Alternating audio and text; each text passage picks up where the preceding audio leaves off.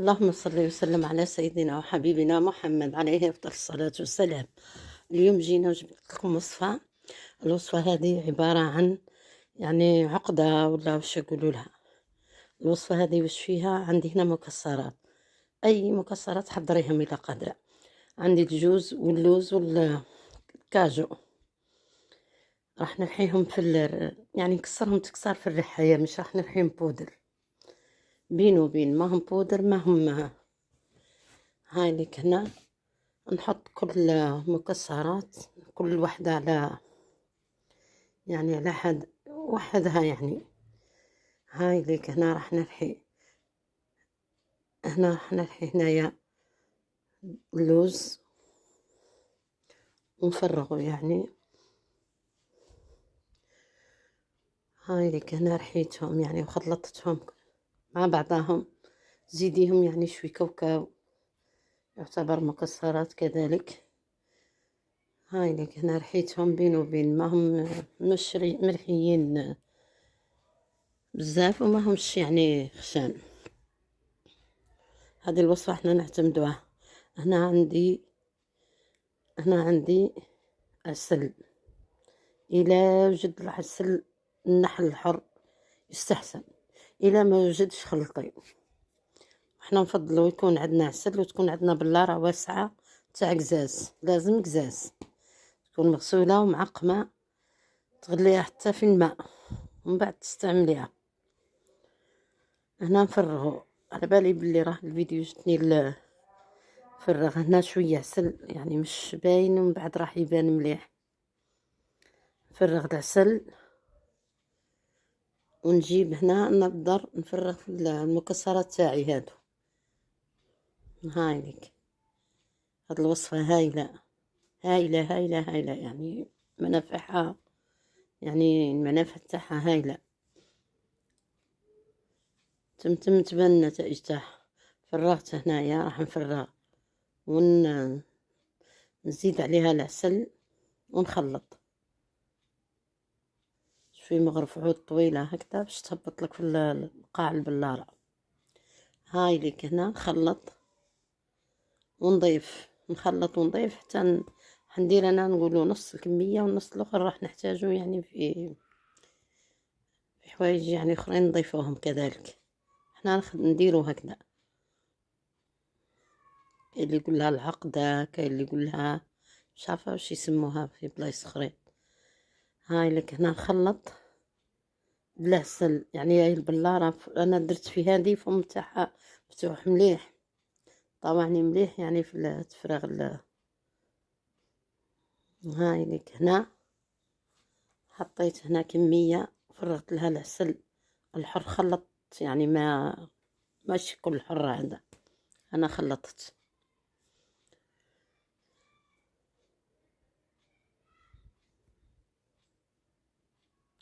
هنايا يعني راهي البلارة راح تلحق لي للنص تاعها، واللي عنده يلوح شوي مكسرات هكذا. أنا حطيت شوية لوز يعني الفوق هكا، نرمي اللوز ولا البندق ولا واش راكي يعني دايرة فيها هاد الخلطة هادي.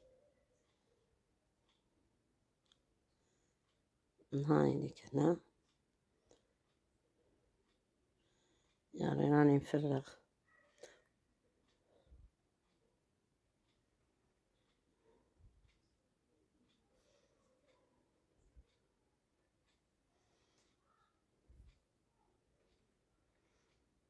راح نزيد يعني نحط فيها ونزيد العسل ونخلط، يعني الطعم تاعها هايل. هايلك وكمية قليلة من المكسرات تجيب لك يعني تجيب لك بلارة هايلة يعني. احنا نستعملوها هذه للعرسان مع وصفات اخرى نديروهم كي يولي الشاب راح يتزوج تخدمها له امه ولا جدايته ولا خالته ولا مهم. هاي لك هنا نفرغ هاي هنا، وراح يعني نضغط لاني انا راح افرغها في زجاجة اخرى. هاوليك اللوز هنا، راح افرغ هنا حبة اللوز هنا. ها نفرغ هنا بعد ما خلطت العسل والمكسرات، نفرغ هنا حبة اللوز. هاي كان على بالي راهي تبان لي مليح، خرج الفيديو مش تبان مليح، حنقربها من بعد في الاخر. هاي لك راهي هنا لحقت للنص.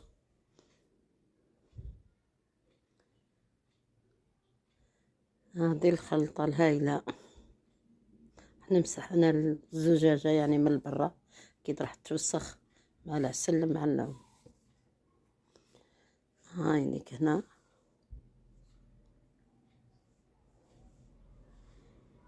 هاي هنايا شوفي راهي للنص. هاد الزجاجة كبيرة. واش عندي هنا في ماني عارفة، يقولوا عندي هنا جلجلان، انا مش عارفة. هنا تقولي توابل، تقولي مش يعني مطيبات كما يقولوا، يعني نطيبوا بهم. عندي هنا كمون اخضر، والكمون الاخضر نعرفوا الفوائد تاعو، يعني يزيل الغازات وحده. مليح لفقر الدم، مليح لبزاف حوايج. عندي هنا السدر، نقيته من الشوك نتاعو. وعندي هنا لازم نزود الجلجلان الاحمر والاصفر، نوعين تاع جلجلان خلطتهم. هنا نرحي الكمون والسدر هذاك. وعندي كذلك عود الخروب، يعني تاني كذلك الخروب هذا راه فوائد تاعو عظيمة.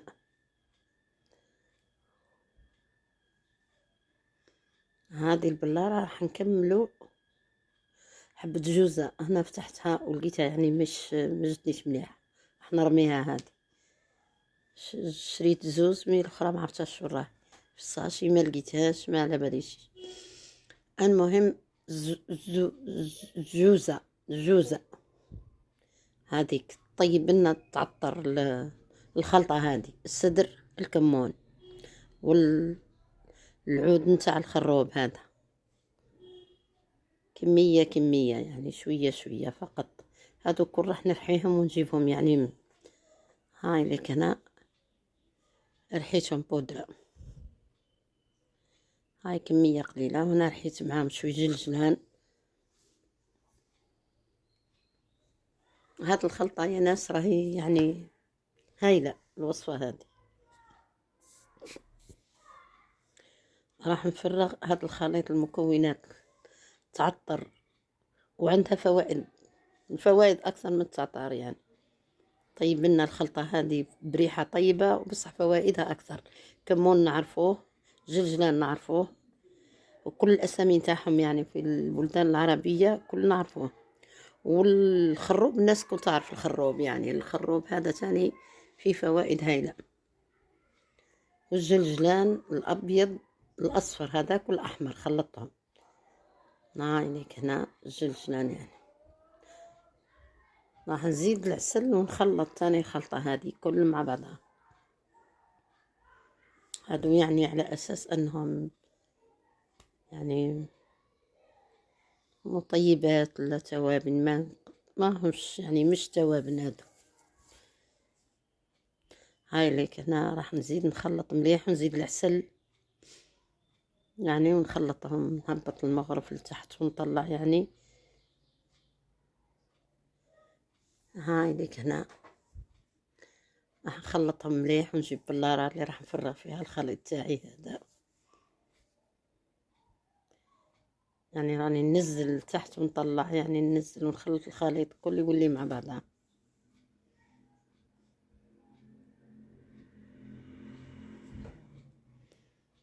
الجلجلان نفرغ منه يعني، الجلجلان حمصته.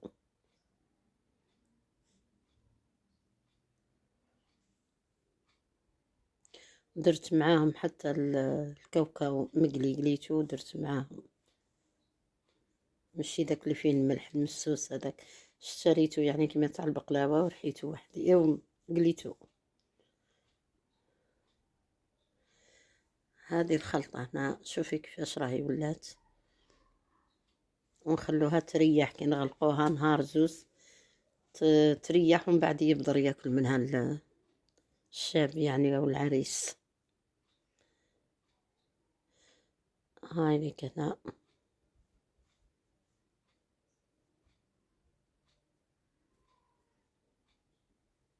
كل صباح يعني ياكل منها. هاي كذا. راح نفرغ أنا الخليط في الزجاجة هذه الثانية.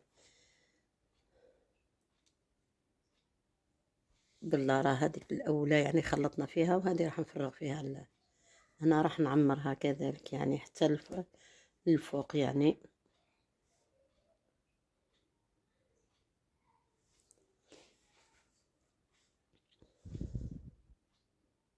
هاي ليك هنا. وش راح نزيدها هنا؟ إلا كان عندك المكسرات زيدي عاونيها بالمكسرات كاك يعني مش مكسرين. نفرغ لها الجلجلان أنا. هنا الجلجلان فرق فوق والفوق يعني شوي عسل.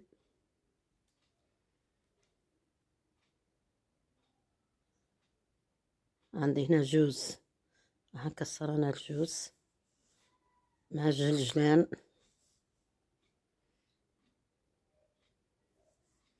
هي فيها بزاف حوايج يستعملوهم، مينا هذه اللي عرفتها يعني على أمي يعني. هذو أنا شفت أمي تخدمها وتعملها هكذا. هذه هنا راح نغلقها ونغلقها محكمة يعني. هذه هي نحطوها تريبوزي يعني نهار زوز يعني نهار ثالث من الأيام يبدأ ياكل منها كل صباح كينوض الصباح. عندنا هنا هذا التين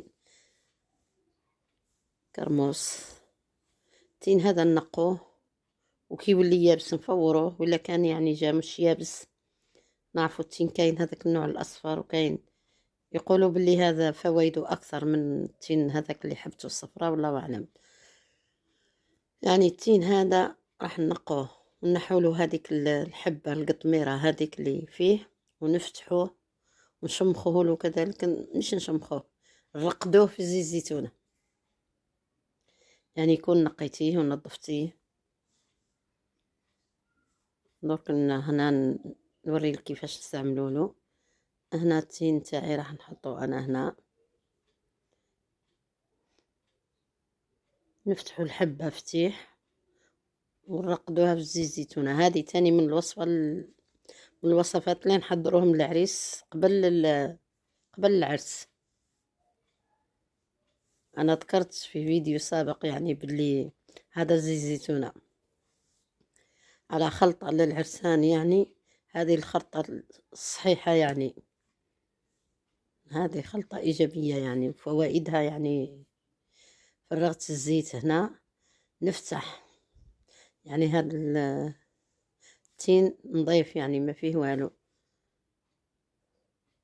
فرغت شوي زيت زيتونة، نفتح الحبة على زوز بالسكين ونحطها نرقدها في الزيت.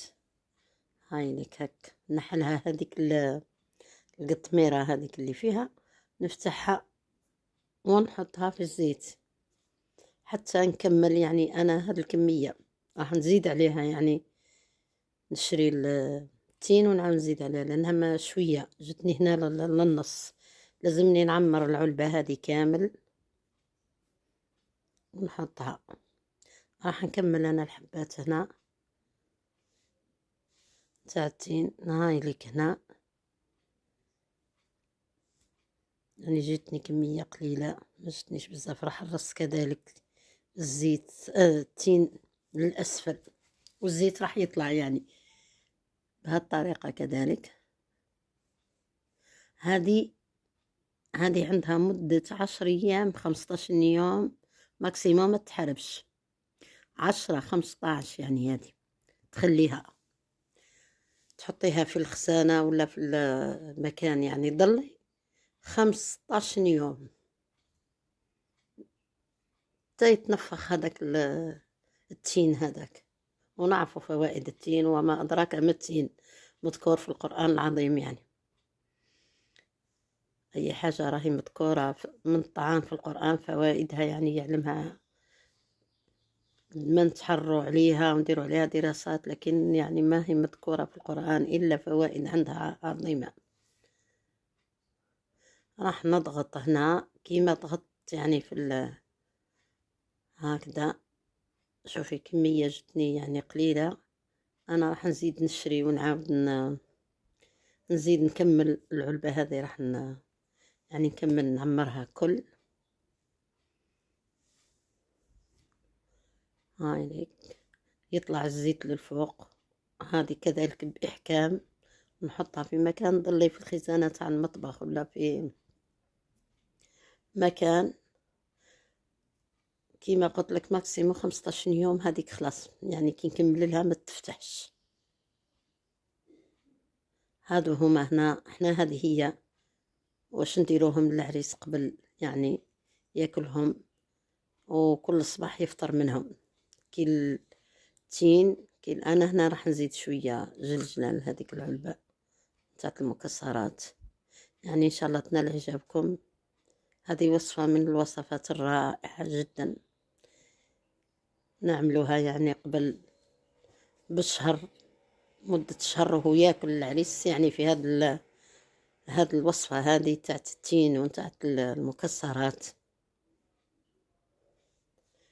هنا هذه انا راح نكمل كما قلت لك، هذيك نعاود نعمرها ونغلقها نهائيا يعني مفتحهاش مدة 15 يوم. وهذه تاع المكسرات 3 ايام تريح ويبدأ ياكل منها.